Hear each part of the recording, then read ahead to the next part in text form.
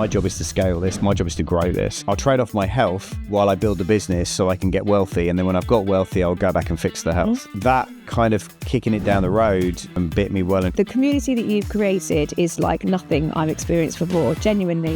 That actually becomes the biggest single constraint on people scaling, is that they get stuck in the identity of, you need to get out of that and you need to become a scale-up CEO, which is, for me, one of the biggest red flags when people say to me is, I'm still constantly putting out fires. And I'm like, well, the reason you're putting out fires is because if you invest 2 days in a room with me and it saves you 2 years of your life, would you make that trade? Looking for is, you give me 2 days, I'm going to show you how to save 2 years. The best ideas happen when you're in environments of transformation. If you show up, the transformation will happen in that room, because it's happened for so many of our clients for so many years. We know how to put you in an environment to bring that to you at the time that you need it. You know, I felt like the limit for me was building a 7-figure business.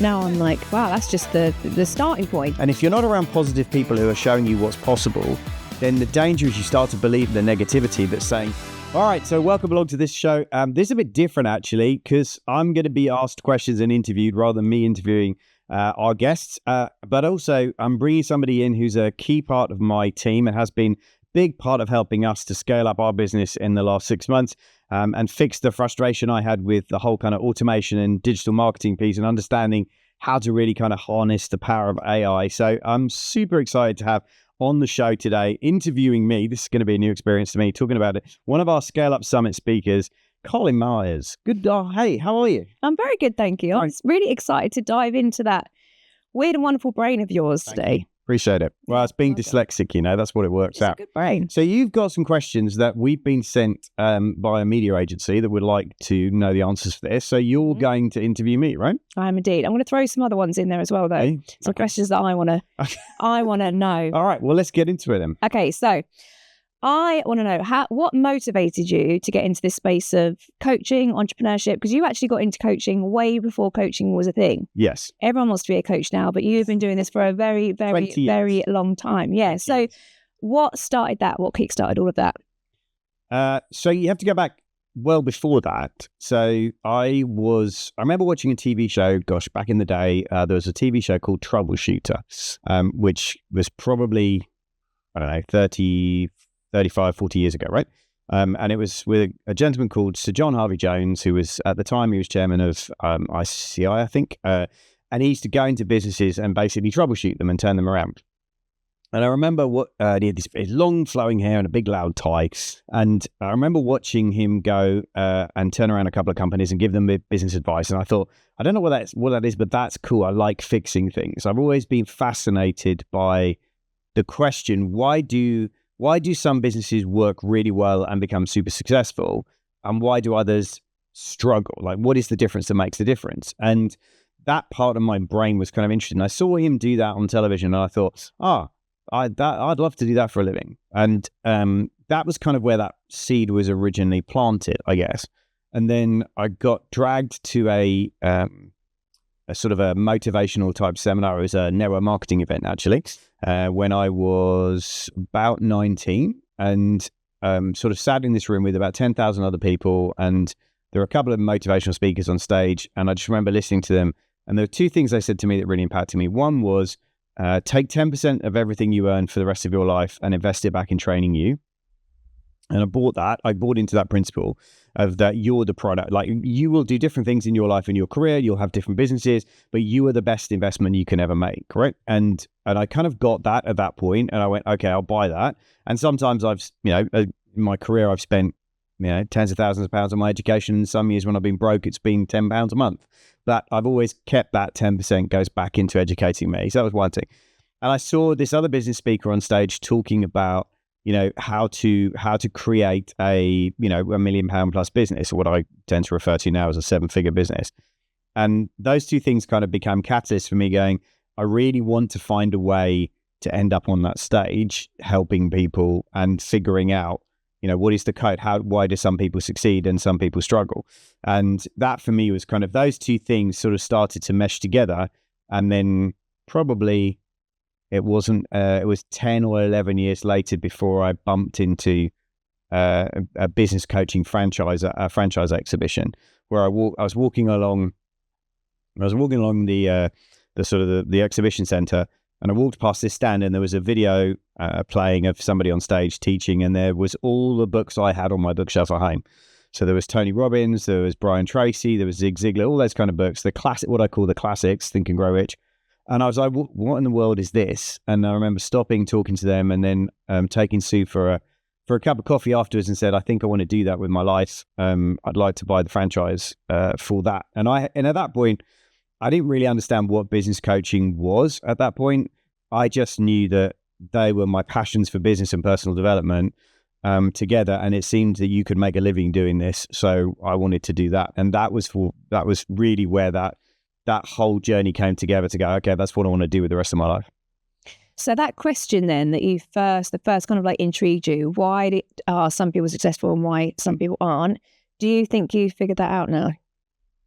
Like, what would you say are the kind of 3 main reasons why some people are successful and some people aren't?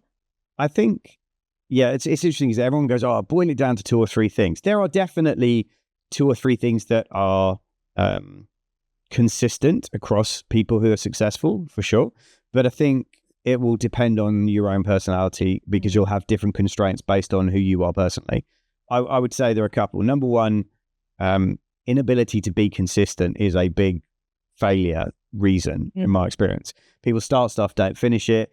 They just don't understand the compounding effect of staying in something long enough to get good at it.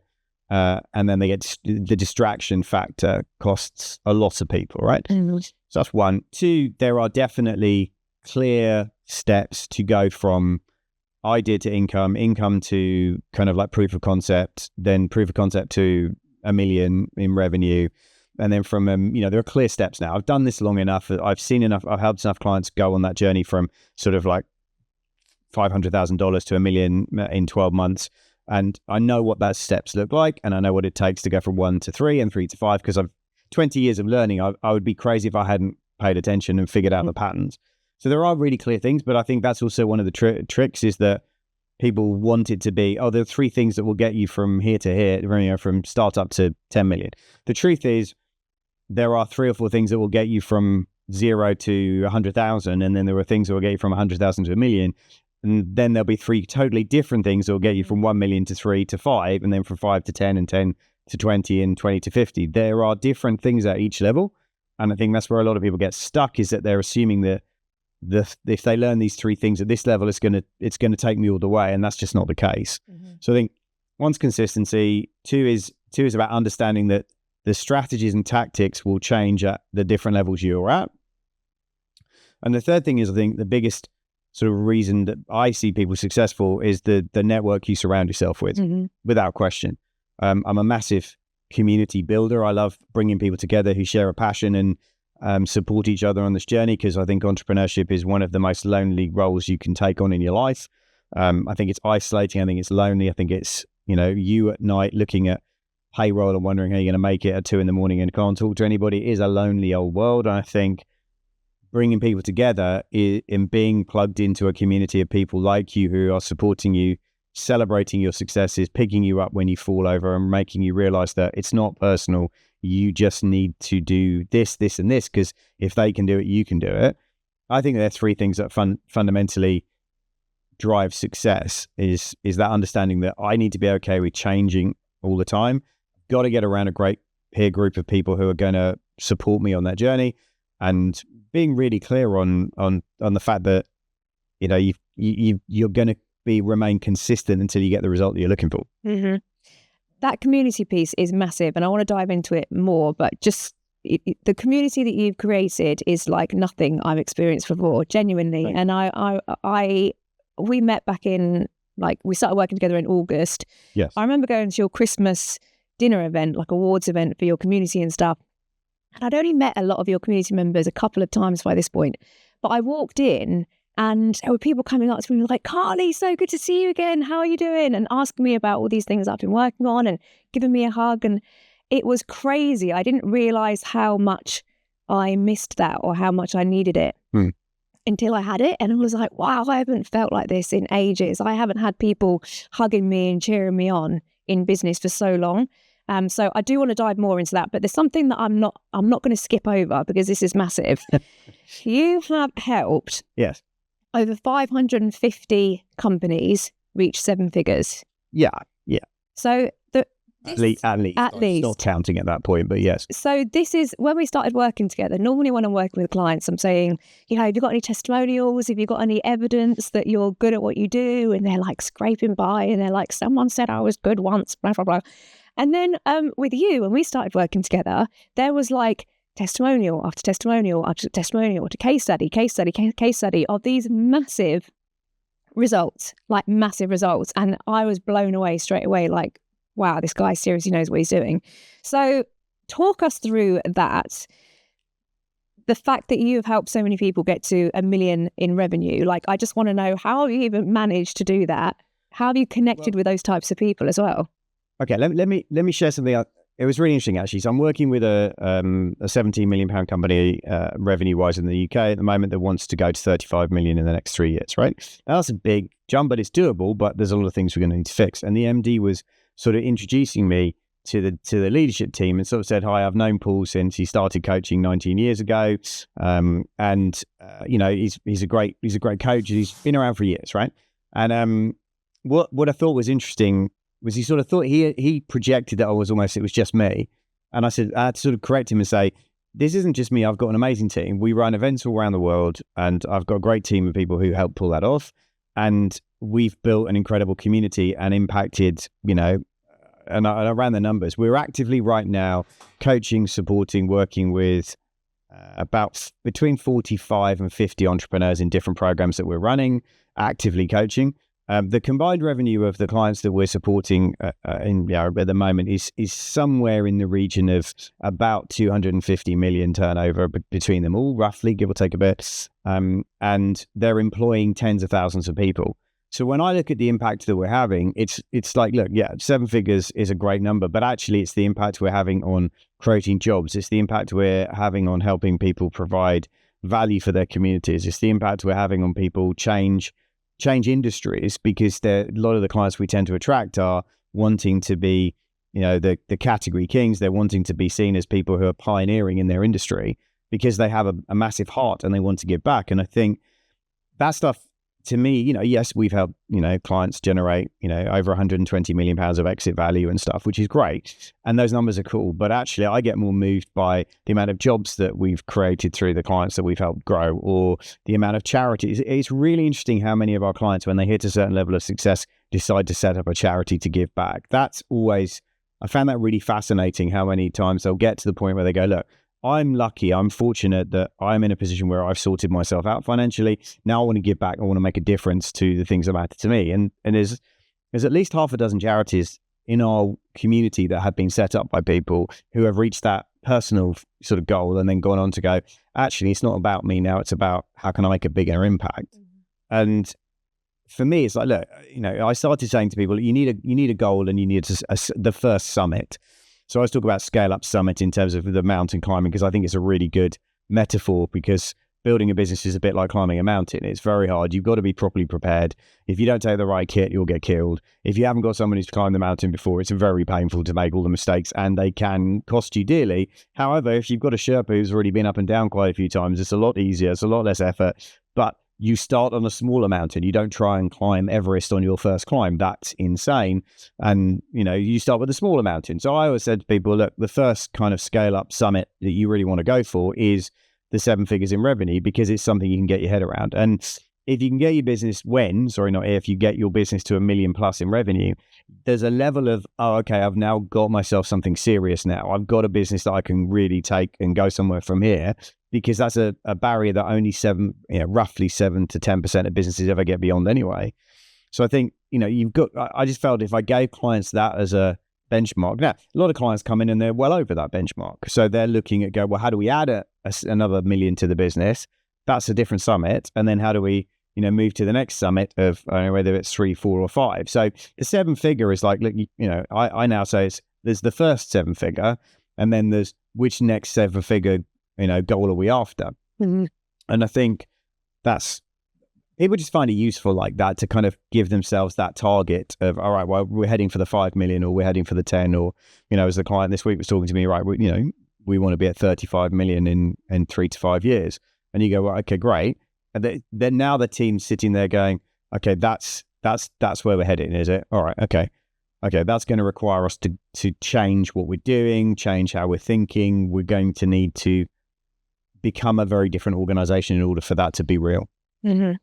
So what kind of strategies would someone use? If they want to go from 5 to 10 million, for example, what kind of strategies would they use to go from there to there? What, 5 million to 10 million? Yeah. Well, when I go back a bit and kind of go the ones before that, it's probably be easier. So if you're going to get to £1 million, and I've said this before on podcasts, I said you can get to £1 million now, especially with AI stuff, with a relatively small team, probably 3 to 4 people, probably a couple of part-timers. You can get, an outsourcing and buying product from China and all of that, drop shipping, Amazon, all of that. You can probably get to £1 million with a small team of 3 to 4 people and really good tech. And that's all going to be about product market fit. So it's going to be about right niche, right? So the niche where there's a really clearly defined problem, the people are motivated to solve that problem and they got the money to pay for your solution. Then you've got to have your ability to make really compelling offers to that market. So they go, that's what I've been looking for. Yes, great, I want it. So that you can generate sales online, or you can generate sales in an environment that doesn't have to just be one-to-one. So you can do one-to-many selling. And then ultimately after that, it's the ability to convert and deliver a value and make a profit. Once you've kind of cracked it, look, I found a niche, I can make offers that people respond to, I can convert sales and I can make a profit. If you just do that consistently, you will get to £1 million, right? That should be the first formula. But then when you want to start talking about going from 1 to 5, it's starting to become much more about identity. First of all, you have to shift your identity as and this is my kind of, I'm on a mission to eradicate a job title, which is the title of managing director. I think it's a terrible job title. I think it's appalling. I don't think it works. I don't think it serves people because it starts with the title of managing. And what we really want to do is have people thinking of themselves as a CEO because CEO is about creating growth opportunities. That's what it's about. So I think for me, the first thing is you've got to shift your identity. You've got to see yourself as a £1 million plus CEO, and you've got to realize that your job is to grow the business now, not run the business. That's critical. So then you can't run the business without the following 2 things, which is systems and team. So now to go from 1 to 5 is going to be heavily about systems, automation, your world, team. They're the things that really kind of get you to that 5 million level. Going from 5 to 10 then starts to become about culture. It starts to become about making sure you're profitable enough to make that all the investments that are going to happen along that period. And it starts to become, really more than about your ability to kind of partner and do partnerships or look at acquisitions and things like that. So, yeah, I mean, I think it depends where you are on that journey as to what you should be doing. And I think that's why I always struggle with people who offer kind of generic business advice. Oh, you just need to do these 5 things. And I'm like, well, it depends on where you're at on the journey, because that might be great if you're, in base camp and just looking to get started. But if you're halfway up the mountain, that might be terrible advice. So and I think beware of people offering just general advice that isn't tailored to where you're at on the scale up journey. I will say the identity shift thing was massive for me. That was probably the biggest takeaway that I got from when I attended your retreat. Yes. Which is the Grown Up Business Retreat. Yep. When I left that, I genuinely felt like I knew what it meant to be a grown-up business, and I had a business owner, and I had a major shift in identity. And I was even talking about my attitude to my finances earlier with you, and that's all because of the shift that I had. Yep. And you've taught me that through shifting, your identity and creating a grown-up business, and not just. Well, not as an operator. The challenge is, I think, when you start up. So here's my experience. And I've done both. I've raised money and started a business, and I've done it with credit card debt. So I've done both, right? And it's easier with money because you see yourself very quickly as, I've raised money. I'm now able to pay other people to do the work and they build a team really quickly. And I now am a leader in a leadership position. The challenge for most people is when they start the business, they're underfunded. So they don't raise money. They try and do it all on, out of either. I've done it with credit card debt, at one point in my life. And you go, well, okay, therefore the only thing I have in abundance is time. I've got tons of time. So if I've got loads of time, I'll just do it myself because I've got loads of time. And the challenge with that is that you get into a pattern and a habit that becomes very hard to break out of. Mm-hmm. And then that actually becomes the biggest single constraint on people scaling, is that they get stuck in the identity of, I'm an operator now. or and they'll give themselves the title of a managing director because it actually makes them feel better about being stuck at operator level. But if I call myself a managing director, I'm going to feel better about it. Whereas actually, no, you're an operator. Just be honest about it. You need to get out of that and you need to become a scale-up CEO, which is the title I think is your identity is, well, I know my job is to scale this. My job is to grow this. It's not to run it, it's to grow it. And when you make that shift, suddenly you realize that I have to learn how to build a team. I've got to learn how to put culture in place. I've got to look at, I can't do that without embracing automation and systems. I can't do those things because I'll just keep getting sucked back into troubleshooting it. And for me, one of the biggest red flags when people say to me is, I'm still constantly putting out fires. And I'm like, well, the reason you're putting out fires is because, first of all, you probably haven't figured out who's starting the fires in the first place.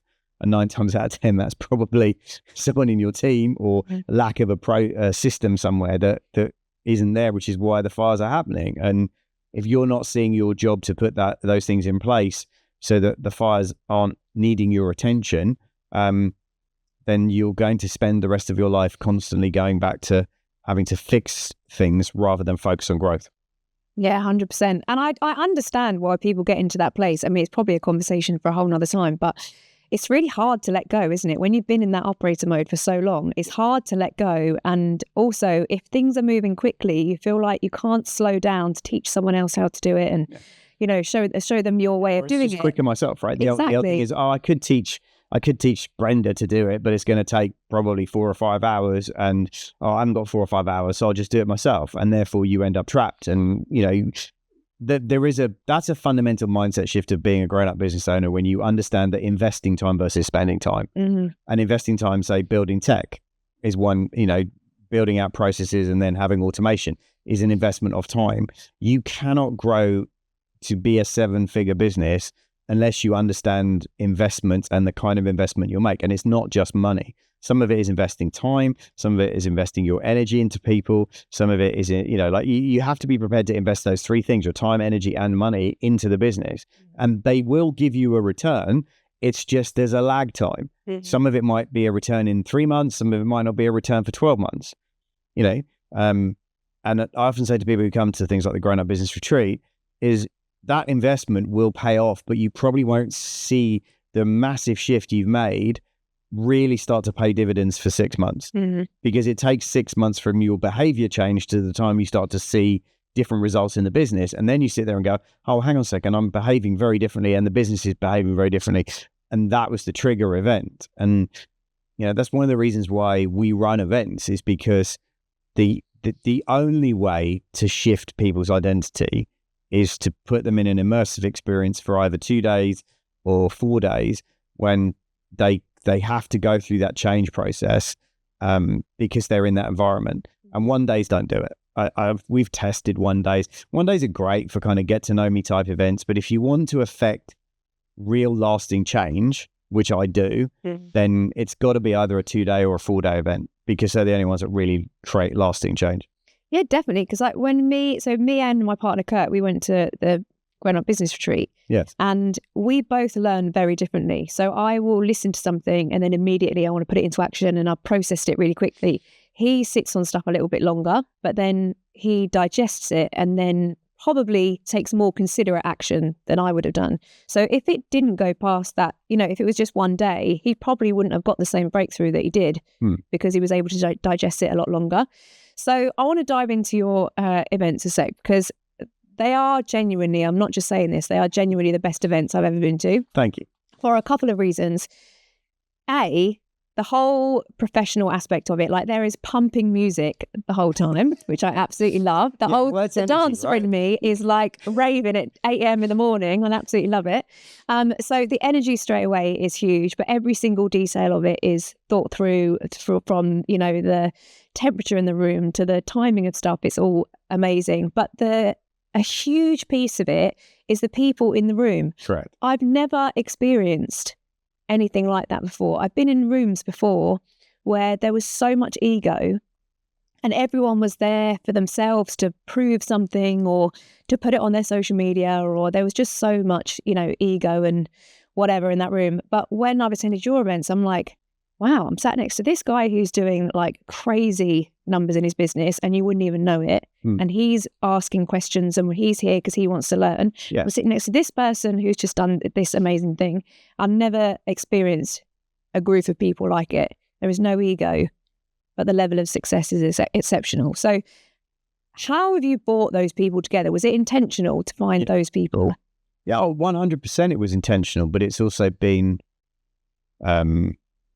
probably a 15 plus year journey to get to where we are now. I mean, I'm obsessive about learning. So I go to lots of events. I've done, what I consider most of the greats in the industry. I've hung around people like Tony Robbins, Robert Kiyosaki, Rich Dad Poor Dad. I've been to those kind of events. I've spent lots of money to travel around the world and go to lots of events. And I always sit in an event, and I kind of had two versions of Paul that are in any event I go to. One is I'm sat in the event going, what are they doing that's really working? And then number two, I'm learning for me. But I'm also looking at the event. Some of the best events I've been to in the last few years have been things like Funnel Hacking Live with Russell Brunson. And, I look at it and go, well, what are they doing that's great? And how could we take that and make it work in the UK? Because a lot of the ways that events work in America don't translate to the UK. It's too rah-rah-y, let's be clear about that. So you have to kind of temper that with the culture in the UK is slightly different. Yeah. There's a limit to how far you can push people before it stops feeling like a genuine what I would call educational business event. It still has to be that, but it also there are 5 or 6 key things that help people learn. And this is really interesting, an awful lot of our community are either ADHD or kind of dyslexic type entrepreneurs who find the idea of sitting in a room for 3 or 4 days, I'll be bored out of my head. Whereas my belief is actually, if you know how to teach, if you know how to use accelerated learning techniques like we do, if you learn how to keep it interesting, those people love it because it's like, oh, this is exciting to learn. I'm learning from people. I'm doing exercises. I'm having conversations. I'm meeting awesome people. And I think that for me is we intentionally set out to go, who do we want to attract? But also, who do we not want to let in the room? Yeah. Like, who do we not want to let in the room? So if, we're not, as we say, our events are not for startups. There are plenty of events out there that are, but ours aren't. Ours are for people who are looking to scale up, which is why we have the Scale Up Summit and we have the Grown Up Business Retreat. They are for people who want to run a business that is is scalable, can fundamentally create the kind of the life and the legacy that they want. So, we understand. It's taken us years to get to that place. Talk to me about a Scale Up Summit. Then you've got a Scale Up Summit coming in May. It's 2 days. Yes. Who is that for? What are people going to take away from that? The biggest thing, I guess, like so many people, 2 days is a lot right now. So people are thinking, oh my God, how can I take 2 days out of my business? Especially if they are in that operator phase of their business where if they step away, everything feels like it falls apart. Yep. But actually, it's those people that need to be there the most, correct, isn't it? So what, for those people that are thinking, I just cannot step away, why do they need to be in that room? I mean, there are a number of reasons. Let me just go back and sort of say what was the intention for starting this, because this is our 3rd year. We started 2 years ago because I felt that most of the events that were being targeted at entrepreneurs were designed with one kind of purpose in mind, which was to get you in a room to sell you something else, to sell you a coaching program, to sell you something else. Now, do we run coaching programs? Of course we do. Do we run events like Retreat? Of course we do. But the intention for us with that event is to create a high quality, high impact event that changes your business, whether you choose to continue to work with us or not. So I hate events, and I've been to events, and I know you have, where it's bait and switch. You turn up thinking you're getting loads of education, you get little bits of, hey, this is what you should do, not how to do it. And then, by the way, the how is when you buy our £25,000 program.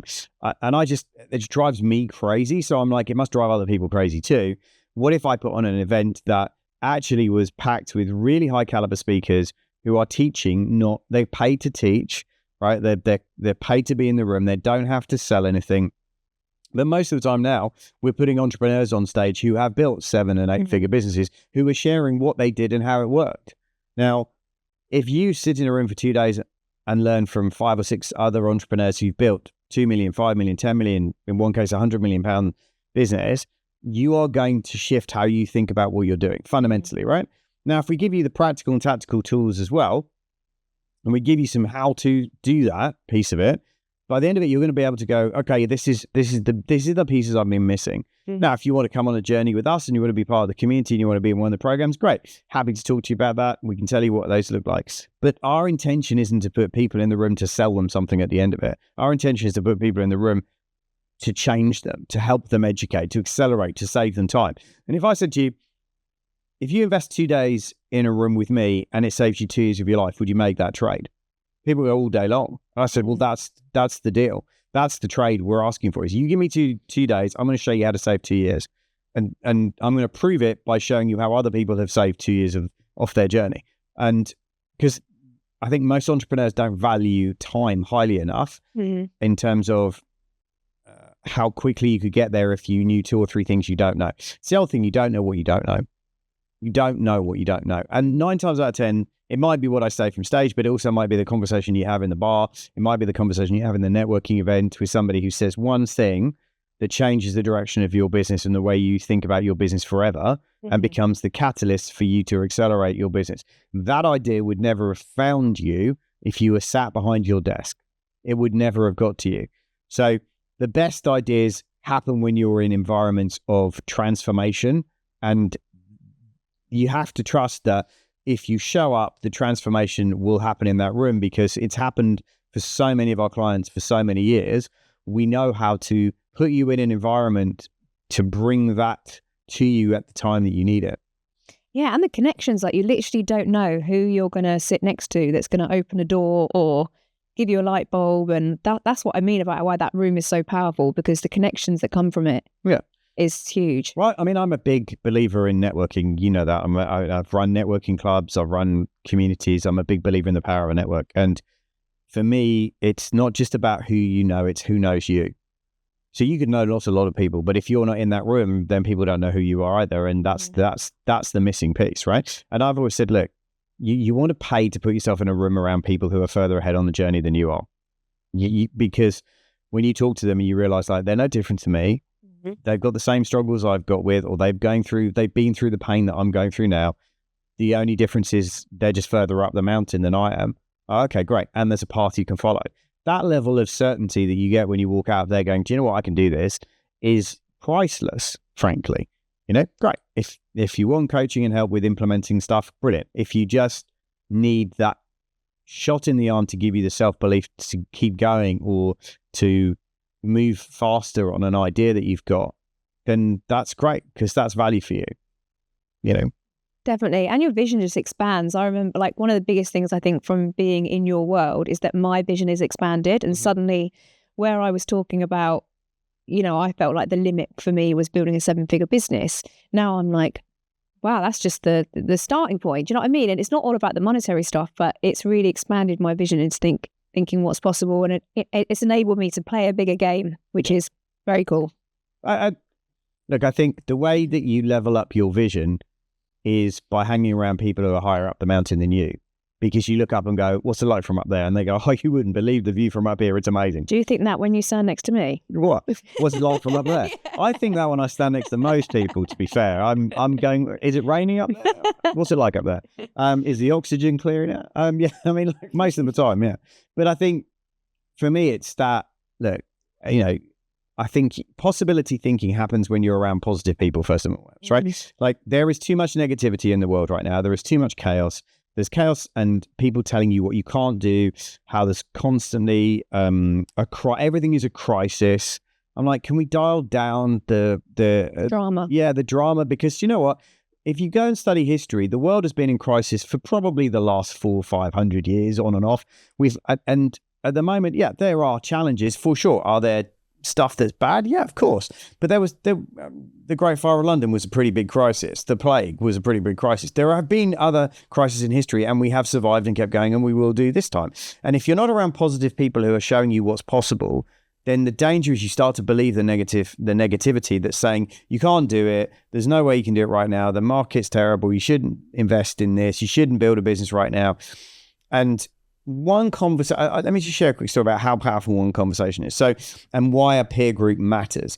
So, on my F12 mastermind call a couple of weeks ago, one of my clients was saying he's got some really challenging cash flow situations, and he does a lot with China, a lot of business with China. And again, power of who's in the room. And he just said, look, any ideas how I can solve this funding issue? Who can I borrow money for? And one of the ladies on the call who does a lot of business in China, she said, well, I would do this. And she shared a strategy about, how he could go back to his current suppliers, consolidate into two, how he could renegotiate the contract, and this exact strategy that she'd used to do that in her world. And he went, I'd never even thought about that. He's gone away, executed on that, sent me a message today in the WhatsApp chat to the group going, just let everyone know, as a result of taking action on that, we've now created a month's worth of extra working capital by working with our partners in China, because the partners in China realized that actually with everything going on in the world right now, they need to look after their European customers even more. So that turned that into an opportunity for him, and he's got an extra month's worth of working capital, which is probably, well, it's worth hundreds of thousands of pounds to him. And that's off one call and one question asking for help. And I think one of the big mindset shifts that if you're going to be a successful CEO, you've got to have is you've got to be okay asking for help. You have to be able to go, I don't know how to do this, but the answer is who, not how. The answer is always, who do I need to meet? Who do I need to talk to? And who do I need to connect with? Or who has already done what I'm trying to do? And that only comes from expanding your network, period. And being in a room with people who are ambitious like you are, rather than people who are just telling you what you can't do all the time, or why it's not possible, or why you shouldn't risk it, and all that kind of stuff. So yeah, for me, Summit is about creating a place and a space where you can really connect with serious entrepreneurs who are doing great things in the world and get real advice that's working right now without feeling like you're just going to get sold at before every coffee break. Because I hate that. I absolutely hate that. And and it nearly forced me to quit the industry years ago, about a decade ago, when people were saying to me, the only way you can stay in the coaching industry is if you put on events and then pitch people really hard. And I was like, if I have to do that, I'm going to leave the industry, because I don't believe that's true. I believe you can bring people into a community and experience, give them amazing practical knowledge, and show them the community that they want to then be a part of, and then just show them, well, look, these are the programs we have. This is a showroom, essentially like I always use the car analogy to my team. It's like, if you walk into a Porsche dealership, no one's saying, listen, you need to run to the back of the room right now with your credit card, because that 911's, it started at 90,000, it's now 80,000. I'm going to reduce it today only to 40,000 pounds. If someone did that in a motor dealership, you'd sit at the back of the room and go, what the hell are they talking about? That's ridiculous, right? There's a price. There's a brochure. There's the car. If you'd like it, we'd be happy to, welcome you into the community as part of our Porsche Owners Club or whatever. That's the deal. And great, there are optional extras if you want to add to it. And I'm like, why can't our industry be elegant like that? So I just made a decision that was how we were going to run our events. And it attracts some people, and people who like to buy ridiculously low price tickets and sit in a room and are prepared to tolerate being sold out, go to other people's events, and that's cool too. So yeah, we just don't do that. And I believe in over-deliver value and connections and experience that has people go, that was so good, I want to do the next thing, please. That was so good, what have you got next? That's on us to do that job. It is. So I just wanted to touch on something you said there about where you were kind of sharing that everyone goes through hardship in their business and things like that. And I found it fascinating. The first time I saw you get on stage, you were talking about how you'd had businesses fail before, and then, things hadn't gone your way. And then you had also Plater, who were on there talking about, getting fractional funding and stuff like that, because cash flow is hard for a lot of people. And a lot of people in the room were like, I've struggled to pay the wages sometimes and things. And I was like, this is a really open conversation. No one is sitting in shame that they've struggled to, pay the wages one month. And that really stood out to me, of everyone is being fully transparent here. These are genuine conversations about genuine business. And I wanted to go back, because you've had a pretty tough, I've had a few moments. You've had a few little things, and I don't think you actually talk about it that much. I don't think many people know, a huge amount of your story. You're very quick to talk about your clients' success and everything that they're doing, but you've overcome huge things. So can you just take us back to... Can I tell you why I do that though? So 2 reasons. Number one, this is my perception, right? So I tend to call myself a business strategist more now than a coach, but let's call myself, for a long time I was business coach. I now say I'm a scale-up coach, but the job of a coach is to help drive performance for the client they are coaching, right? If you're an athlete, it's athletic performance. If you're a business, it's business performance. I am absolutely 100% behind all of my clients to drive them to hit new levels of performance, 100%. But they're the ones that do the work. They're the ones that do that work, right? From that perspective, I think my job is to celebrate them, not me take the credit for the things that they have done.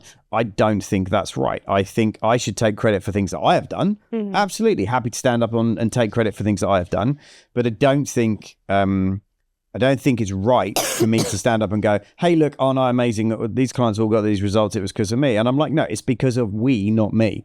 It's because we work together really well as a team. It's because we worked, and I'm very blessed. I've got clients I've worked with for 14 and 15 years. It's because we work really well together, them as the entrepreneur, me as the coach, that gets them that result. It's not me, just the coach, getting them that result. They're in the game every day, solving the puzzles, putting out the fires, whatever. But it's the combination. And that's why I've always kind of shied away from going, hey, look, I'm the guru. I'm not.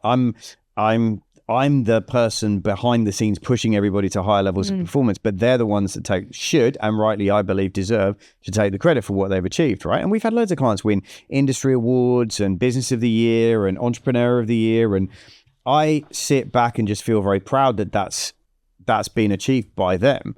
And yeah, could I do a better job of probably telling a lot of those stories? Sure, but it's their story, right? It's not my ego. My ego isn't, I'm not in this for that. That's not why I do what I do. No, you can tell that. I mean, if you see every other, coach online, they're like, I made $50,000 this month and I did this much. And I was saying to someone else, the difference with Paul is that he actually never talks about how much money he's made. He's always talking about how much money his clients have made, which is it really stands out to me. But you've done it again. I want to come back to you. This is my point. Cool. No, I'm all right to talk about. Firstly, I'm very blessed. I've got an amazing team. They've been with me for years. I've been doing this 20 years, right?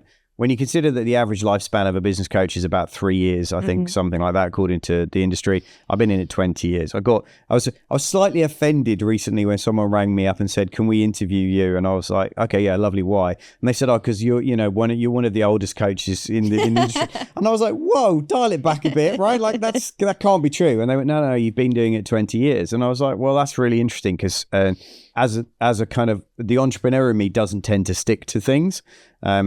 But actually, this is the thing I've done longer than anything else in my life. And that's just because I love the people I love figuring out the puzzle, the bit at the very beginning you talked about, which is the puzzle of like, why is that business not working? Why is this one working? And I think the other thing that's really important is I've gone against all the industry advice you could possibly get, right? We should run events where we pitch on stage heavy. Don't do that. We should niche in just one vertical market, whether it's just dentists or just this or just that. And that's fine. And if you want to do that, that's great. For me, I think the value in being in one of our rooms is that you are going to talk to people in lots of different industries who are going to challenge your assumptions about why you do what you do.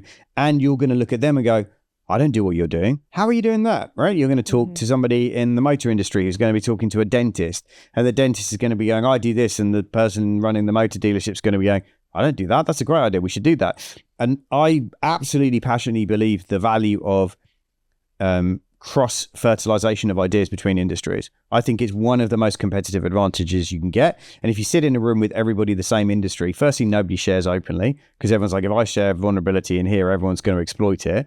Secondly, I'm not going to share what's really working because I don't want all the people in my industry knowing what we're doing and then nicking it. Whereas if you're in a room with people who are nothing to do with your industry, don't know you feel safer to share and be transparent. And that's why, we absolutely grew slower for a period of time because of that. When everyone else was piling into doing the one market, one funnel, all of that good stuff, we didn't grow anywhere near as fast. And it really troubled me for a while that I was probably, maybe I was wrong on this, but every time I run an event and every time we get the feedback and people go, I love the different industries in the room, then I go, okay, it's the right thing for us. You do you, and that's great. But for us, the different industries is what makes it work. We're not looking for an industry. We're looking for an individual. We're looking for an individual who wants to change how they are showing up and wants that identity of scale up CEO. That's who we're looking for. And I don't care what industry you're in. I'm looking for you if that's what you want. That's the journey you want to go on. And I'm at peace with that now. But there was a long period of time where I wasn't. Yeah, I've definitely seen that happen. I've been sat next to a vet and a dentist, and the vet has been giving the dentist advice, and the dentist is like, I never even thought about it like that. And it's something that he was using in his business. Yep. And it was really cool to see how that all unfolded.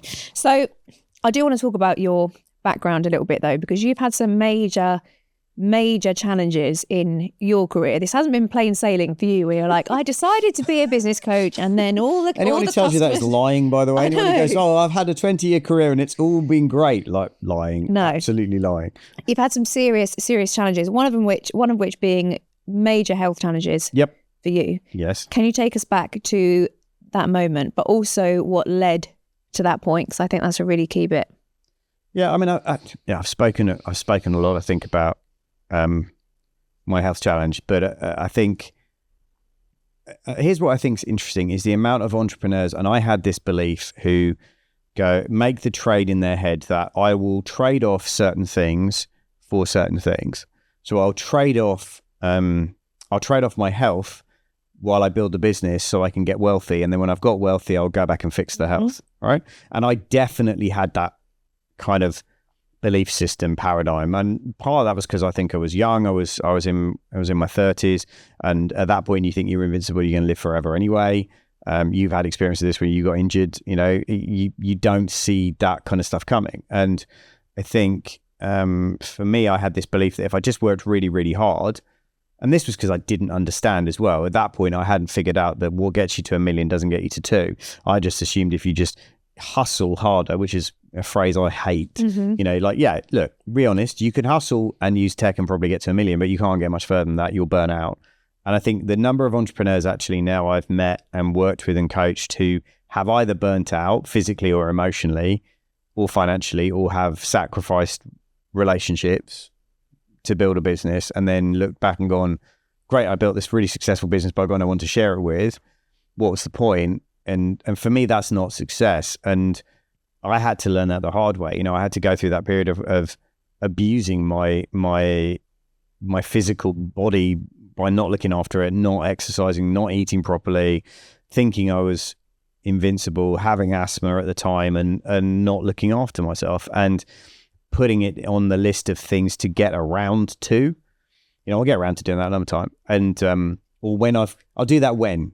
That story, I'll do that when I've got this, or I'll do that when I've got time, and that kind of kicking it down the road, came and bit me well and truly, in a big way. And I think for me, it's that admission that I didn't know enough at that time about looking after myself physically and health wise, right? So, I was under a lot of stress at the time. We'd just had a business fail publicly. It was a very public failure. I was dealing with that in not a very good way of dealing with that. And there was me supposed to be this business advisor and expert who just had a business fail. I had a massive issue with that. I was really struggling with that on a deep level of like, is anybody ever going to take me seriously again? Why are people going to pay me to advise them if I've just had a failure? I was running all of that stories and programs, and that was creating massive amount of stress. I was trying to, medicate that with, frankly, sugar and food and energy drinks and all that stuff. And that was just making the asthma worse and worse and worse, to the point at which, it just all got on top of me. And I had a very bad panic attack on a Sunday night in August. And that panic attack escalated very quickly to me thinking, actually, this is serious. I'd been hospitalized twice before around asthma. So I knew what a serious asthma attack was like. And I was like, this is worse. And I think for me, that just, it's amazing if you face an event that is potentially, life threatening or life ending, or, has the potential to do that. I think you realize what's important to you. You also realize all the stuff you wish you'd had the chance to go back and do.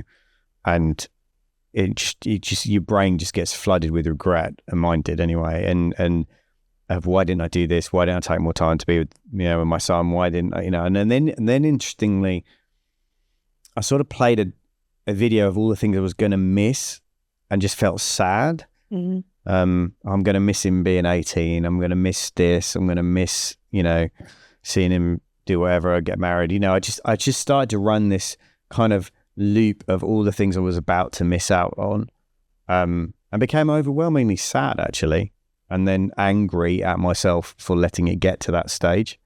And at the point at which the paramedic arrived, bless him, from his journey home, very lucky, big believer the universe looks after people, and he was not supposed to be where he was supposed to be.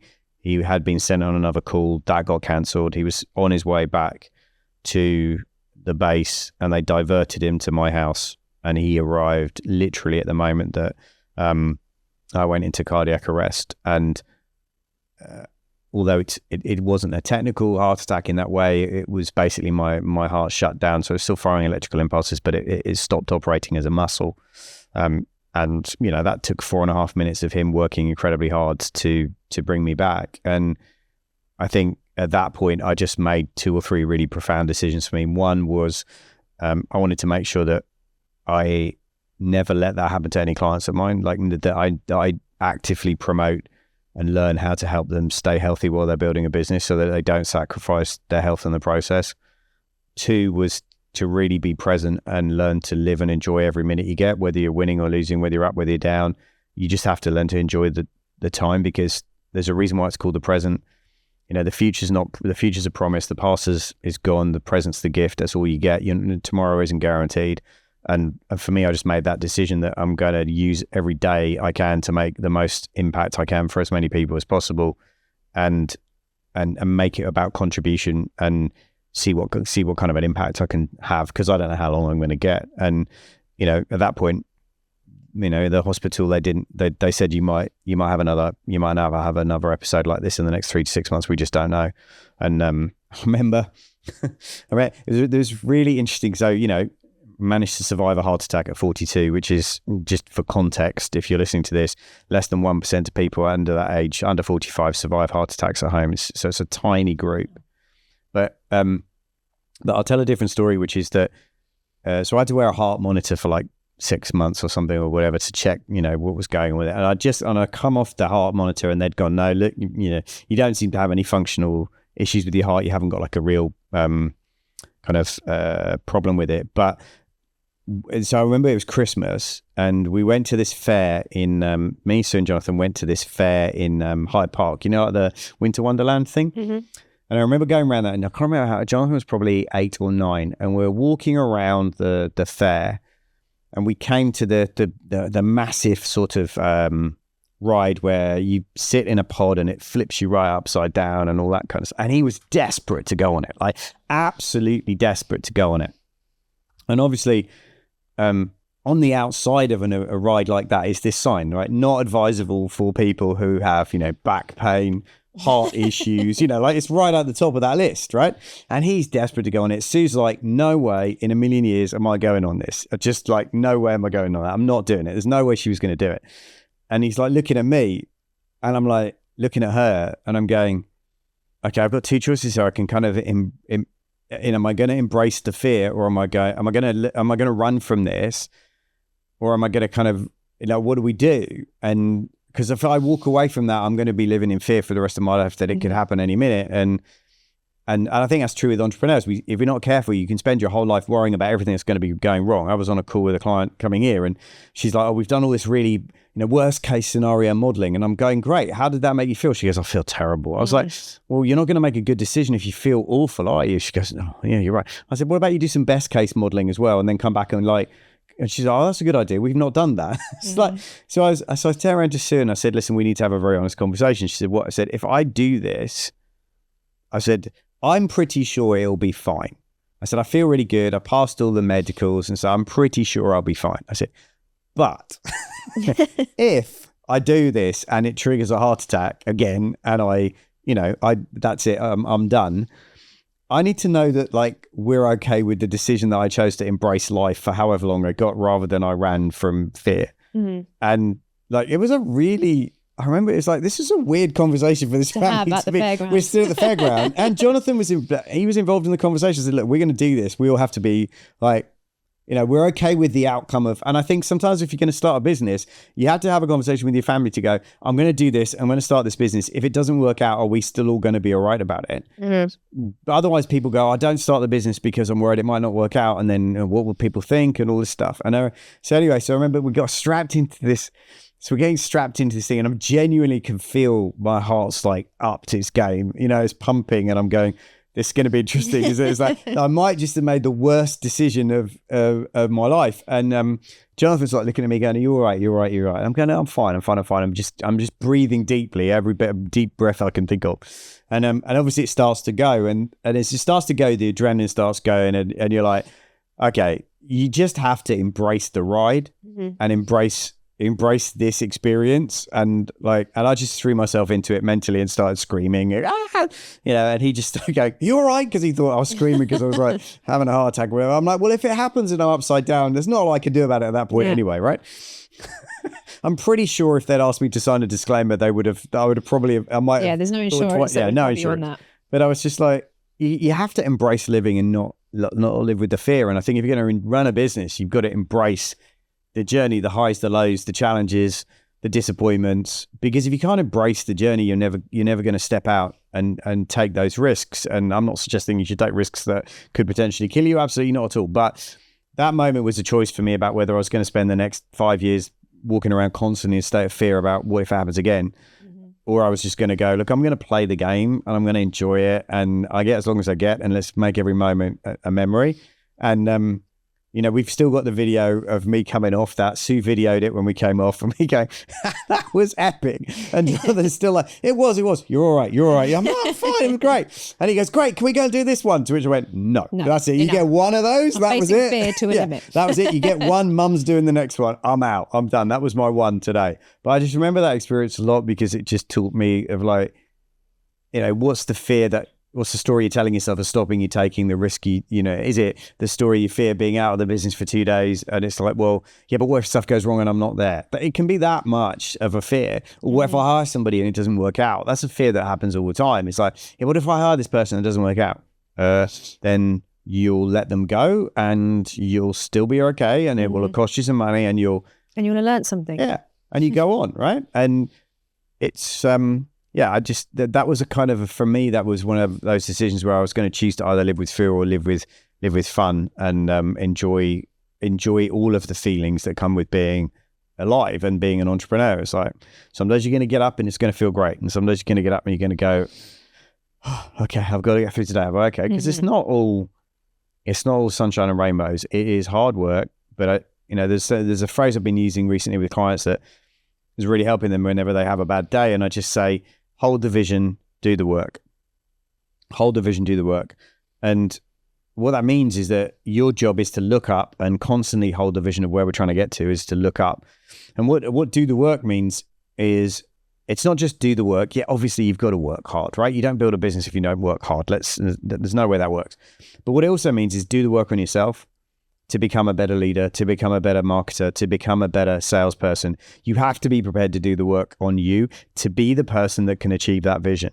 So it's like, hold the vision, do the work. And that's the skill. And I think if you can hold the vision when things aren't going well, when things are dark, when things are challenging, when you're facing, business might not work out and you've got to, put it under, start again, or you've had a key member of your team lead. If you can hold the vision and do the work, and that becomes the mantra of like, that's my job, is I've got to get better. I've got to level up. I've got to become a grown up, business owner in my own right. That's the work. And I think that for me, that mantra now is becoming like I'm probably going to get t-shirts made at some point with that one, but hold the vision, do the work, and the work's going to change whatever level you're at. Do you know my first coaching business was called Hold the Vision? No way. Yeah. I did not know that. Because my favourite phrase is hold the vision, trust the process. Okay. And it was like that. Yeah. We're so aligned.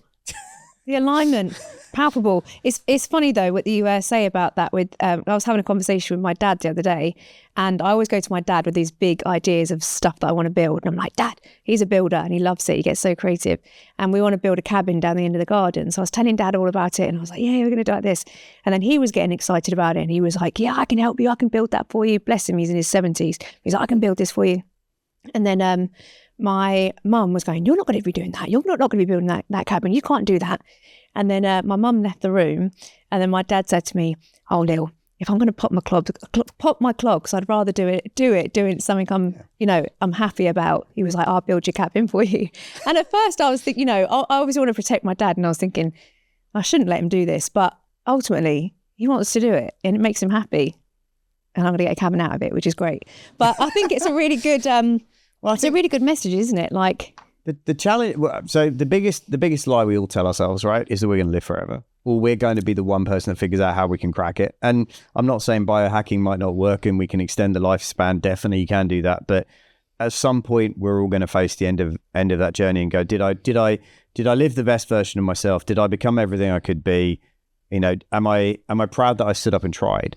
I think you'll be more proud of the fact that you tried stuff than whether it worked out or not. Because the reality is, if you try enough stuff, some of it will work, some of it won't. That's just maths, right? Nobody hits every home run. It just doesn't work that way. And I think the question is though, did you give it everything you had? Did you play the game the way you wanted to play it, or did you let everyone else talk you out of your dream, out of scaling whatever you wanted to scale, or starting wherever you wanted to start? Or did you let other people talk you out of your dream? And for me, it's that's a choice you make every day when you wake up, by the way. You make that choice every day when you wake up. And, if you can set out and go, do you know what? I'm pursuing a vision that I believe in. I'm happy to do the work. I'm happy to work on myself. I'm happy to become a better version of me. Then what else is there to feel great about? The score is the score, right? The numbers are the numbers. That's how you keep score. It doesn't define you. It shouldn't define you. It's just the way you keep score. So don't get obsessed with it, but you can't play the game of business and not keep score and know what the numbers are. So, that's an important skill to learn, but that's part of becoming a grown-up business is understanding how you keep score of what you're doing. And, I think for me, one of the biggest things that I think most entrepreneurs really do need to get their head around fast is that the better the data, the better decisions you'll make. Mm-hmm. The better the data, the better the decisions you'll make. I do want to touch on quickly your biohacking, which you alluded to a second ago. You are, now that I know you better, and even just at our little conversation in Costa earlier, you strive for excellence in all areas. When this coffee came over and it was subpar, you were not having it. You took my coffee back. I was like, it's fine, don't worry about it. And you were like, Carly, I don't do fine. So you took my coffee back, got me a different one. And you even said, as you were strutting off, I'm striving for excellence in all areas. And you really do. And I wanted to touch on the biohacking, because you really treat your business in the same way that an athlete would. You treat yourself in the same way that an athlete would. If you're like, if I get myself in peak physical condition and I do now work on my mindset. But I didn't. And that was because I didn't, it nearly cost me everything. It nearly cost me my business, my health, my life, my family. It nearly cost me everything. And here's the big shift that happened for me. I was very fortunate. I spent some time around some world-class kind of athletes, and I listened to what the way they talked about and the amount of money they were spending on looking after themselves. And I thought, this is really interesting, right? They're high-performance athletes, and if they're going to perform at their best, they understand they've got to look after their body, their asset. Their body is their asset, right? And their mind. They've got to look after that stuff. And I think as entrepreneurs, we don't think of ourselves as high-performant athletes, and I think we should, and we deserve to. It's like, for me, if you want to be at your best, you need to look after the vehicle that's going to carry you the distance, right? Mm-hmm. That is, if you're physically fit, sharp, energized, you're going to make better decisions. You're going to run better business. You're going to lead people better. If you're tired, you're overweight, you're flagging, you've got no energy, you are going to find business even harder than it already is. And I had this conversation with an athlete about this, and he said something to me which was really interesting. He said, the thing is, Paul, you got to remember that the sport we play, so he plays football, really high level footballer. And he said, we get an off season. He said, most entrepreneurs, business owners never do. Mm-hmm. So he said, we'll work really hard, full out for 9 or 10 months, and then we get 2 months off. I'm a big F1 fan. I'm nuts about Formula One. But if you look at that, they have an off season, don't they? They have an actual mid-season break as well, where they are forced to go off and not work. And I think the challenge is that most entrepreneurs don't think like that. They don't value recharge time. They don't value their health. They don't invest in their health. That's why, you know, one of my big passions is to help entrepreneurs start investing some of the money they make back in their health while they're on the journey, not waiting until the end of the journey. And because you've got to shift that identity to see yourself as a high-performing entrepreneur. I'm a high-performing entrepreneur. I'm not just an entrepreneur. I'm a high-performing entrepreneur, which means I've got really great, you know, I'm really sharp mentally. I've got energy. I can keep going. I bounce back. I'm more resilient. I come back from setbacks quicker.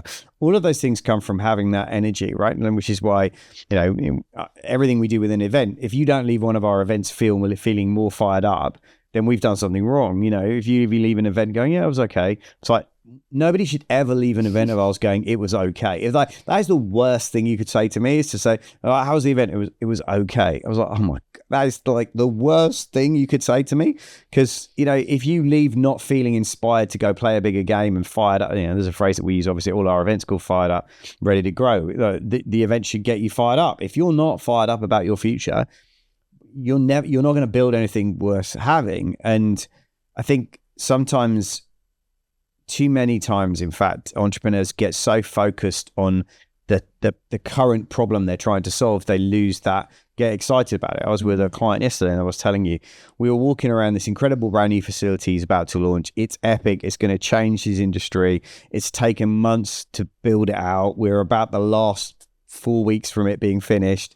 And all he is bemoaning all of the issues with his, you know, his call answering service who aren't doing things very well for him at the minute, or the current accountant who's done a terrible job of putting together this month's P&L and not accounted for things. And I was like, you've lost the vision. You've completely lost. I said, put everything down, leave your phone here, walk with me across the road, and let's walk around the new building we're building. And I just spent an hour walking around with him going, can you imagine when there's people in here? Can you imagine when there's people in this room having this treatment? Can you imagine this?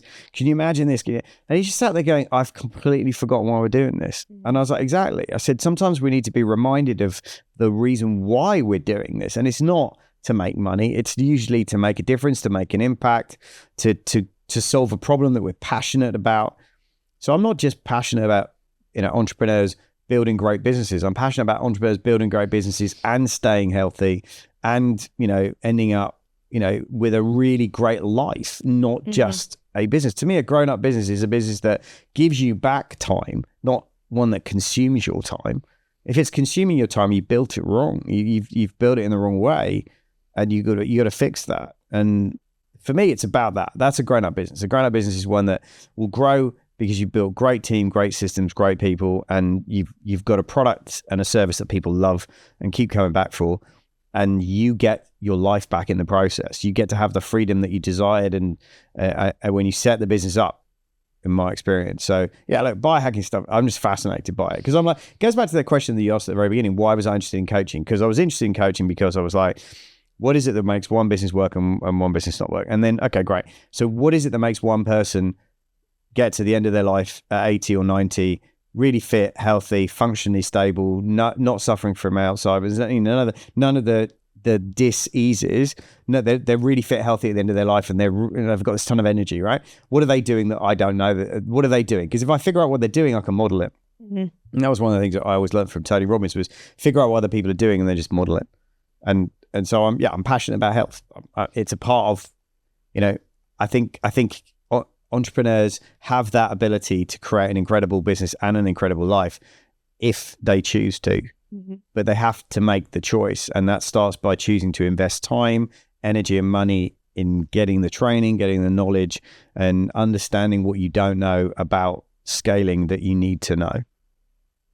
So for the people that don't know, about biohacking. This is the first time they've heard it, and they're like, what does he mean? What are these things that he's doing to help his body? I want to share some that I know that you do, which are very cool. Okay. So first of all, you got your Aura ring. I do. Which is great. Yes. So it's tracking. And you really do look at that. You say about data, you look at that all the time. You're like, Carly, I just did this, and then my chart on my Aura ring just did this. I'm not going to do that again. Like, you really do let that data lead you, which is very cool. You've got your water bottle. Yes. Which is got some magical bubbles in it. Magical bubbles. That sounds really weird. Yeah. Yes. Hydrogen. It's a hydrogen water bottle. Yeah. It puts hydrogen into the water. Yeah. Very cool.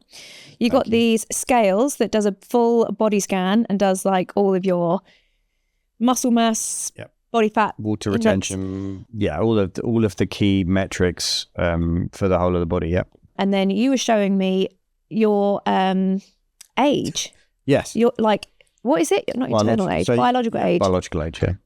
So you can actually reverse your biological aging by doing these things. You can certainly slow it down phase one, and then you can start to reverse it by rebuilding the mitochondria in the cells by having things like, I have IV injections and things like that on a regular basis. So that starts to enable the cells to regenerate and therefore repair damage that might have been done to them before. So that's a big one that you focus on a lot, isn't it? I know that before you are getting ready for an event, yes, bear in mind your events are high energy. You're a ball of energy, even just walking into Tesco's, but like going into an event, to do that in there, it freaks people out. I've never met you and not been absolutely hit by a ball of energy. So you're always a ball of energy, and you sustain that throughout the whole event. Yes. And you prepare yourself for that event, don't you, by going and getting your vitamin drips and everything like that. And I think that was a real interesting thing, because it's fine to... I didn't used to. Yeah. So that's only been in the last sort of 3 or 4 years. In fact, that happened...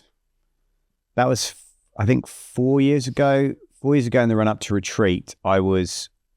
I don't think I've told this story, but we were on the run up to retreat, and I was feeling like I was very close to burnout again. I'd done it again. I'd repeat the pattern. And I think a lot of entrepreneurs do this, is we do something, it works. And then we have a pattern, we have an intervention or a breakdown, and then we recover from that.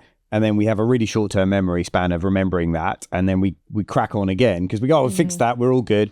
And I could feel that I was heading for another breakdown. I was definitely, I'd overdone it. I'd been pushing really hard. I'd ended up owning 5 companies and thought I could run 5 companies at once, realizing I couldn't. So I was massively overwhelmed. I was in all kinds of, physically I was exhausted. And I knew that we had this 4-day event coming up in October, in October, and I knew that I was really in trouble. And I was like, if I turn up to run that event tired and fatigued, I will push through it, because I'll do that whole, that good old entrepreneur thing of I'll just push through. But I also knew that I would end up broken at the end of it. I would have ended up, I genuinely was worried. I said to Sue, this is the first time in 7 or 8 years I am genuinely worried for myself in terms of if I do this, and so I need to prep differently. And that was kind of like just asking a different question about, right, okay, what's the outcome that I want? The outcome that I want is a world-class event that changes lives for people in the room. Okay, great. In order for me to be the best version of me, to make that happen, what do I need to do? And the first thing was, right, I need to find a way to have more energy, more health, more vitality. What can I do to use to do that? And also, and then I took the whole of August off. That year I took August off. I didn't work at all that August. And I spent the whole of that month kind of researching and starting to work on things that I could do for me physically and mentally. I got some counseling to deal with some trauma issues that were cropping up at that time, which is kind of an interesting story because it kind of relates to the retreat. Ended up being quite a painful experience for me because it was the first thing I did after my heart attack. Was I literally got on a plane 2 weeks after my heart attack and went and ran a retreat. Did you? I didn't know you did it that soon after. I did that. In fact, it was so soon afterwards that because at the time we were financially really strapped, and if we had to give everyone a refund, we would have been in real trouble. Like, we would have probably gone bust. And so I was like, right, we can't tell. First, when the heart attack happened, we were like, we had to. It was a media embargo. No one can talk about it. Can't tell anybody. We had to cancel all the meetings with all the clients and stuff. And just got our pools not feeling very well, and it was all of that. So we literally, nobody knew about this.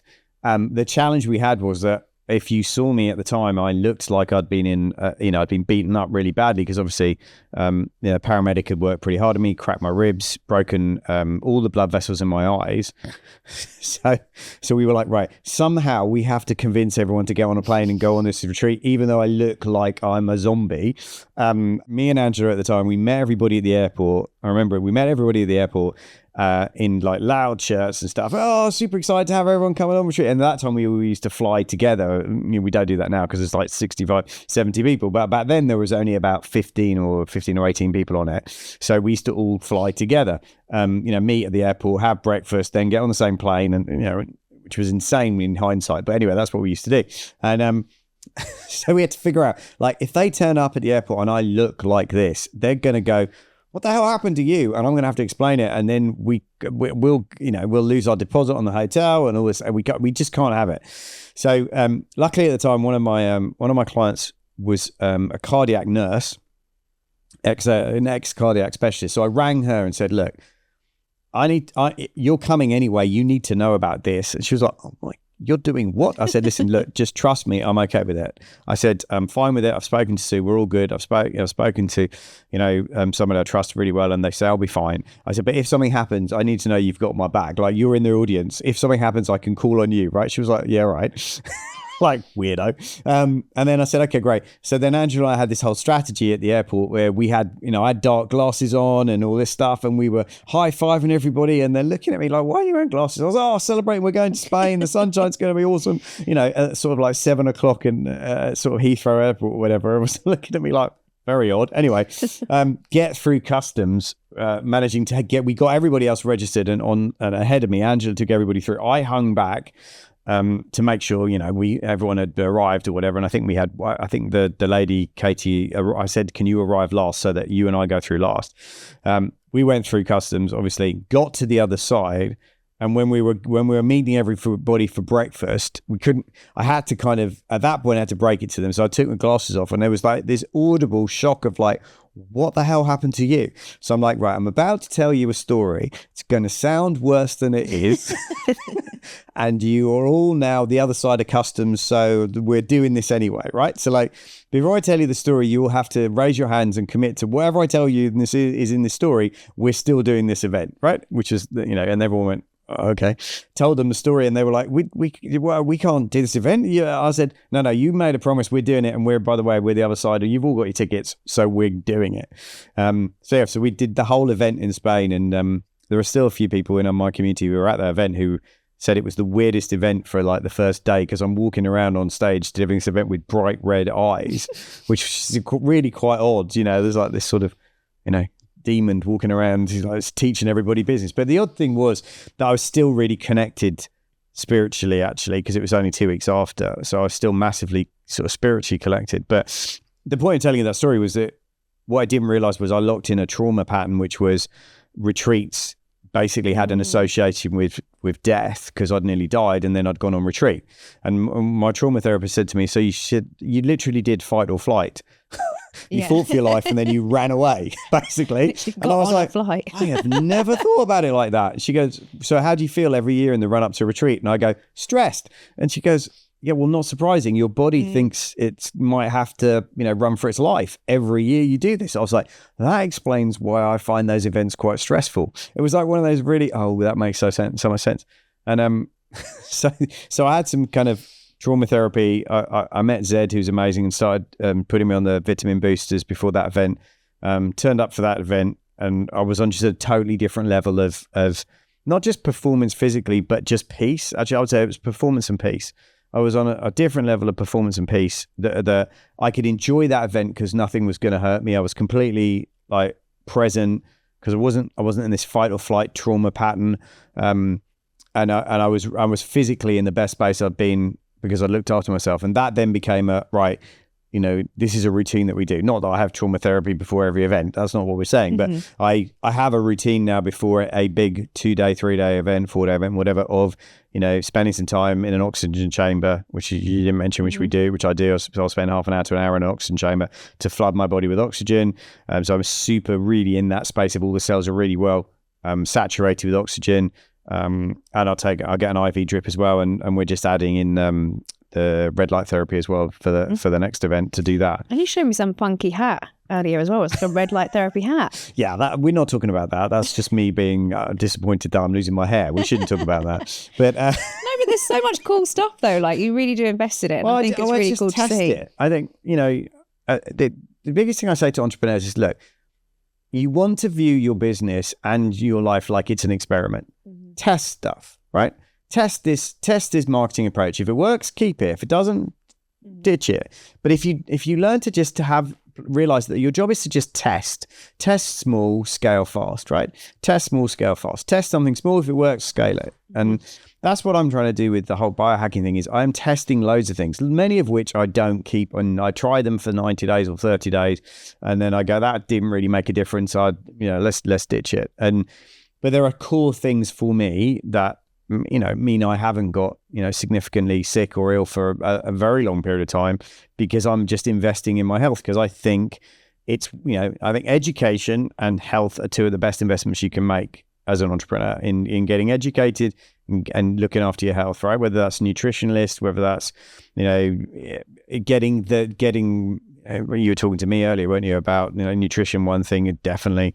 And secondly, getting some kind of accountability buddy to help you make sure you're staying fit and training and working on your fitness level. But the big shift for me is when I said, if I want to be a high performing entrepreneur 15 years from now, what do I need to do now to make sure that's the outcome?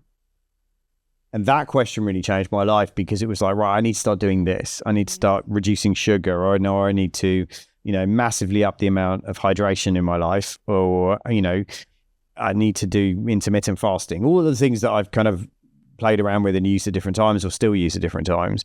I'm currently testing not eating after 6 o'clock at night at all, which is kind of interesting. I did, yes. Snacks. No, not eating, because I realized actually that for me, cereal is a late night hack for me. If I'm really hungry, I'll eat cereal, which is the worst thing you can do. And then somebody said to me, well, just have a rule about what time you stop eating. And then it isn't a question of whether you're having to have the willpower to resist it. It's just the identity of I don't eat after 6. So like for now, I just don't eat. Like last night, I think last night I ate at 5:30 and then didn't eat again till 8 o'clock this morning. And you just have to start realizing your body's not, it might feel hungry, but you're fine. You're not going to, you're not going to die of starvation. You'll be all right. Mm-hmm. It's just that retraining your neurological system to realize that your body can actually do a lot more than you realize. It's just fun, right? So what if you could be 60 and feel like you were 40? Like that's a really good question to me. So why are we buying into the narrative that as you get older you should get slower, you should have memory issues? Or that's what everyone else has bought into, and I just don't believe in buying into that. I believe in listening to people. And look, there's a lot of rubbish in the world of biohacking, of people telling you lots of things that is rubbish. I get that, but there's also some stuff that's really cool that if you test it, I've a client of mine who thinks IV drips are complete, and he says they're the most expensive way you will ever go to the bathroom. And I'm like, totally cool, mate, and that's great, and I respect you for that. They work for me, and that's all that counts. And I think the same's true with running your business and scaling your business. Is you've got to figure out what works for you. And that's why I would say our events thing for me is, I'm really clear on this when everyone comes in. I say, look, imagine you go into a supermarket, you don't buy all the food you need for the next year in one day. And it's the same when you turn up at any event. What you should do is go into that event and go, I'm looking for 3 to 5 really great ideas that I can deploy in my business in the next 90 days. That's all I'm looking for. I don't need 200 ideas. I don't need to walk out. If I walk out with 3 really game-changing insights, ideas, or connections that I can build on and execute on in the next 3 months, that's a really good event. And I think when you walk in with that idea that you don't have to do everything, which I've seen so many people struggle with, where they come away overwhelmed. They're just like, I'm so overwhelmed. I did a 2-day event. I'm overwhelmed. 1, whoever was running the 2-day event didn't understand how to teach properly. 2, you went in with the mindset that if somebody said it was a good idea, you had to do it. Yeah. One of my favorite things to teach entrepreneurs is to have this list, either in the business or in on an online portal like a ClickUp or whatever that we use with you. But it's a good idea, just not yet. Because it's someday shelf. Yeah, but it's a good idea, just not yet. Which means it doesn't mean the idea isn't good, but it means it's not relevant right now. It might be relevant in 90 days' time, but if you just have this list of good ideas, just not yet, And once every 90 days, you come back to them and look at them and go, oh, that's a good idea. Yeah, now's a good time to do that one. It stops entrepreneurs feeling that you're, quote unquote, stifling them. Oh, I need to have all these good ideas. Well, okay, great. But it might be a good idea, but it's not relevant to what we're trying to do right now. You also have another test though, don't you? If you come away from an event or if you hear something and you haven't done something to execute it within like 24 hours, 72 hours, then it's a no-go. Because if you haven't done it by then, you're not going to do it. The most, it's like I say to everyone when you finish a podcast, same thing, right? Like you should listen to a podcast, whether it's mine or anyone else's, and go, right, okay, I've got 72 hours to act on the 2 ideas I took away from that. I got taught by this guy who built a massive business, £350 million business. And he built it in Eastern Europe when the Cold War ended. He went over there and built shopping centers and stuff. Fascinating guy. And happened to meet him and was chatting to him and just got to know him. And then he came and spoke at one of my mastermind events, which was kind of mind blowing for everybody. And he said this one thing that's always stuck with me. He said lots of great things, but one thing in particular, which he said, you have to realize ideas are perishable. So just because you have the idea doesn't mean it's going to last. And the only way you find out whether the idea is worth keeping is you got to execute on it fast. So he said, and that's where I came up with the idea of 72 hours, because I'm like, if after 3 days I haven't done it, I'm probably never going to do it. So let's create the 72-hour rule, which is, if you say you're going to do it in the next 72 hours or ditch it, because you were never going to do it anyways. So true. I mean, honestly, I took so much from, I've taken so much from all of your events. I actually had a massive list of stuff that I wanted to do. The things that I have implemented have had a massive impact on my business. So I'm so grateful. So I want to segue to Summit, because I really want as many people as possible to go to this event and have the breakthrough that I've had. Because I was saying to you earlier how much I've changed as a business owner, and it's because of that event. So how do people find out about Summit? You've got amazing speakers. There's this speaker. She's meant to be incredible. Well, which one are we talking about? Are we talking about you? I've heard a lot about her. She's really something. About you? I think it might be, yes. I'm joking. But no, you are. But I mean, I think, what I try and do when I'm selecting speakers to go to be a part of our event. And by the way, we only run one multi-speaker event a year, and this is it. So this is the only chance I get a time to reach out to people in the industry and bring together the people that I think are the most relevant for where the market is right now. Obviously, retreat's very different. Retreat is me on stage for 4 days. This is a multi-speaker event. Multiple clients are speaking this year for the first time. Because we just feel they've got great stories to share about what they've achieved, and we want to kind of give them a chance to tell that story. For us, though, I think everything is, for me, it's a journey. So when we do either a 2-day event or a 4-day event, we're taking people on a journey. It's not, I don't know if you've ever been to an event, but I certainly have, where you're listening to one speaker who's talking about, as an example, customer funnels or something, right? And then the next speaker turns up and they're talking, I don't know, about recruitment, and you're like, where's the relevance? So when I personally select and interview all the speakers, talk to a lot of people to see if they're a fit for what I'm trying to achieve this year in terms of the skills and the information I'm trying to give people, but also, do I feel they'll gel as a journey? Do I feel that you'll come in at the beginning of day one on May the 20th and you'll end on day 2 on May 22nd, and you'll feel like that was a journey. That's really important for me. It's like I've spent a lot of time studying how to create sort of story arcs and what we're trying to tell. And for me, every speaker should build on the next one, right? So that you go, well, that was great. And then when you layer what the next speaker's teaching you, it feels like it fits. So you go in with lots of jigsaw pieces and you come out with a really clear picture. And for me, that's what we do. And we've got some awesome speakers this year. We've got some speakers, frankly, who've never spoken on our stage before, which is really exciting. We've got some new up and coming kind of speakers who are about to break. One of the things I pride myself on, having been in the industry 20 years, I try and look out for new talent. And we've got an incredible 27-year-old speaker, female, incredible, who's just dropping her first book, but for her all-around visualization, the power of it, she coaches high-performing athletes. And she actually works in partnership with Nike as their mindset kind of coach and advisor. And I brought her in specifically to really kind of help everybody realize that high performance. How do you become a high-performance entrepreneur? So it's a lot about mindset. A lot of being an entrepreneur success is about mindset. So I wanted to bring in somebody who I felt was on the cutting edge of everything that's going in sport and psychology and mindset and visualization. In fact, she's going to talk about the 5 different types of visualization you can do, which I didn't know. I thought was only ever one. So that'll be super exciting. We've got somebody I'm very privileged to call a friend. So we've got our £100 million mentor coming in, Andrew, who's built and sold his last business to a billionaire. So, and he also helps me mentor some of our sort of clients who are further up the journey, 10 million or above. So he's actually coming to speak on the stage for the first time to share his story of how he went from, nearly bankrupt to selling his business to a billionaire. So that's a really kind of exciting kind of story to hear him share.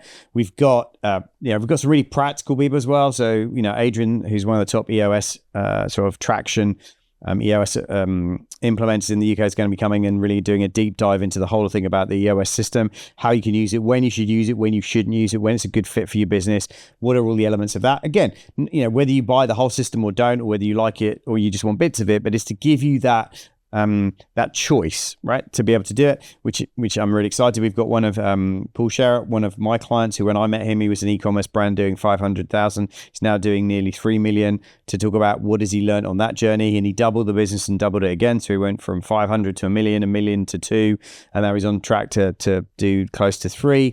So what's he learned about that? And he's taken a business that was based in the UK in his back bedroom and is now global in countries all over the world. I think 17 it might be, but it's a global brand. So how has he done that? What are his lessons? What has he learned? Because I think that's a really powerful story, and he's not really told it in that way. And I think we're excited about that. We've got a couple of really exciting announcements that I can't tell you yet because contracts aren't signed about some other speakers.